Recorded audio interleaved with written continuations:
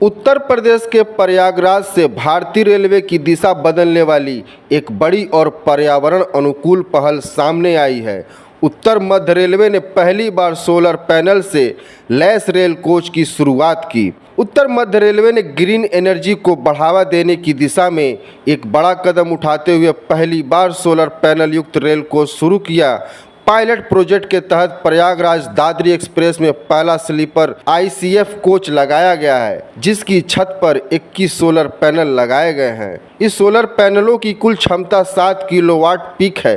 पैनलों से बनने वाली बिजली कंट्रोल के माध्यम से बैटरी में स्टोर की जाती है, जिससे कोच की लाइटें, पंखे, मोबाइल चार्जिंग पॉइंट और अन्य विद्युत उपकरण संचालित होते हैं।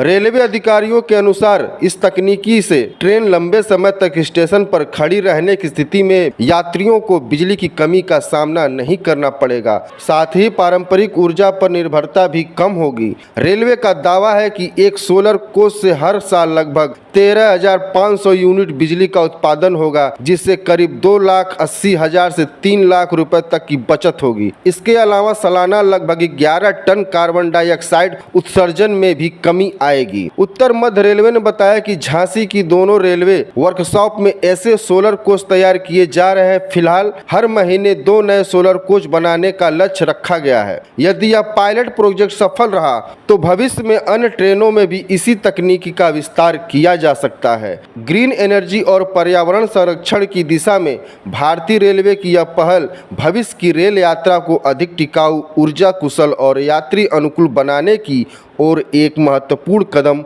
माना जा रहा है। चलता फिरता सोलर प्लांट अब इसको हमने बना दिया है। इसमें कोच के ऊपर सोलर पैनल लगे हुए हैं, जो कि इसमें एक तरीके से चस्पा किए गए हैं कोच की छत पर ही।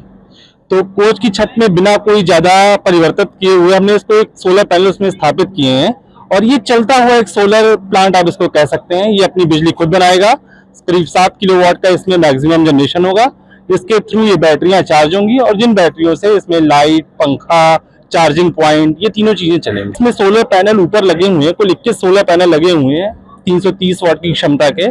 उनसे एक एरे बनाया गया हुआ है, और जो पीछे से तार ला के इस तरफ एक पैनल स्थापित किया गया है, वो पैनल में उन तारों को लगाया हुआ है, जिसके थ्रू बैटरियां चार्ज हो रही हैं। जो ICF हमारी ट्रेन होती हैं, जो ICF कोचेस होते हैं, इनमें सारे कोचेस का जो बिजली का उत्पादन है वो उन कोच की एक्सल के थ्रू ही होता है। तो हर कोच का अलग अलग बिजली का सिस्टम होता है, ये आपस में इंटरकनेक्टेड नहीं रहता।